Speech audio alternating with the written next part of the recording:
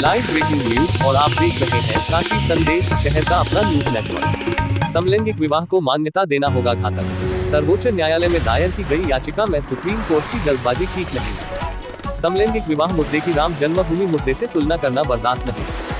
समाचार विस्तार से। काशी संदेश, वाराणसी। उच्च न्यायालय द्वारा समलैंगिक विवाह को मान्यता देने संबंधी याचिका पर समाज के विभिन्न क्षेत्रों के विद्वानों की राय जानने के बाद निर्णय लेने के संबंध पर एक प्रेस वार्ता का आयोजन हुआ। समलैंगिक विवाह को मान्यता देने के लिए माननीय सर्वोच्च न्यायालय में दायर की गई एक याचिका को निपटाने के लिए जिस प्रकार की जल्दबाजी माननीय सुप्रीम कोर्ट के द्वारा की जा रही है, वह किसी भी तरह से उचित नहीं है। यह नए विवादों को जन्म देगी और भारत की संस्कृति के लिए घातक सिद्ध होगी।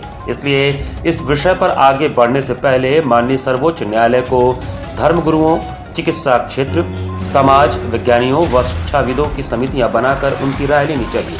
यह विचार विश्व हिंदू परिषद के संयुक्त महामंत्री डॉक्टर सुरेंद्र जैन, काशी विद्युत परिषद के प्रोफेसर रामनारायण द्विवेदी, गंगा महासभा के श्री गोविंद शर्मा और धर्म परिषद के महंत बालक दास जी ने वाराणसी में एक प्रेस वार्ता को संबोधित करते हुए व्यक्त किया। उन्होंने कहा कि एक ओर तो समलैंगिक संबंधों को प्रकट करने के लिए मना किया जाता है, वहीं दूसरी ओर उनके विवाह की अनुमति पर विचार किया जा रहा है। क्या इससे निजता के अधिकार का उल्लंघन नहीं होगा? विवाह का विषय विभिन्न आचार संहिताओं के द्वारा संचालित होता है। भारत में प्रचलित कोई भी आचार संहिता इसकी अनुमति नहीं देता। क्या सर्वोच्च न्यायालय इन सब में परिवर्तन करना चाहेगा? उन्हें स्मरण रखना चाहिए कि हिंदू धर्म में शादी केवल यौन सुख भोगने का एक अवसर नहीं है। इसके द्वारा शारीरिक संबंधों को संयमित करना, संतति निर्माण करना, उनका उचित पोषण करना, वंश परंपरा को आगे बढ़ाना और अपनी संतति को समाज के लिए उपयोगी नागरिक बनाना भी है। समलैंगिक विवाहों में ये संभावनाएं समाप्त हो जाती हैं। इसको यदि अनुमति दी गई तो कई प्रकार के विवादों को जन्म दिया जाएगा। दत्तक देने के नियम, उत्तराधिकार के नियम, तलाक संबंधी नियम आदि को विवाद के अंतर्गत लाया जाएगा। समलैंगिक संबंध वाले अपने आप को लैंगिक अल्पसंख्यक घोषित करके अपने लिए विभिन्न प्रकार के आरक्षण की मांग भी कर सकते हैं। यह ऐसे अंतहीन विवादों को जन्म देगा जो स्वयं सर्वोच्च न्यायालय के लिए एक बहुत बड़ी चुनौती बन सकता है। समाज में उनका नाम नहीं जाएगा। कितना कंट्राडिक्शन, विरोधाभास आपके निर्णय में दिखाई दे रहा है। कितने विवाद और निर्माण होंगे।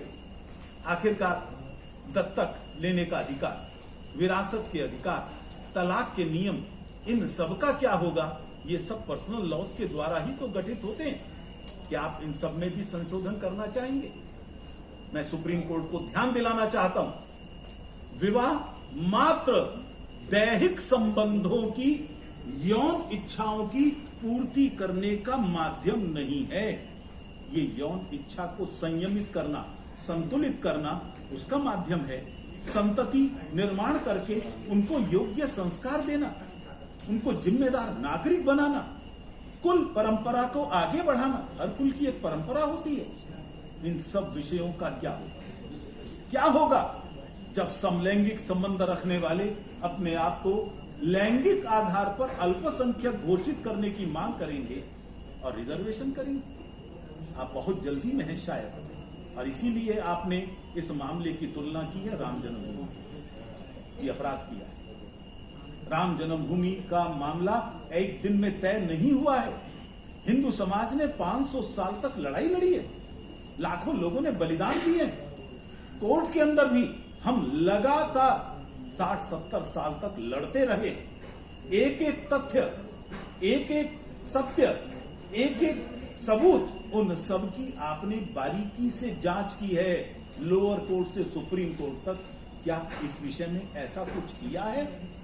और उस राम जन्मभूमि के साथ तुलना करना कि हम वैसी ही सुनवाई करेंगे, ये भगवान राम का भी अपमान है जो मर्यादा पुरुषोत्तम थे।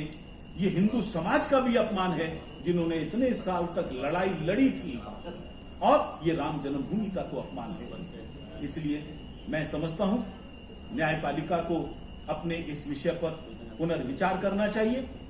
हम सबका मत है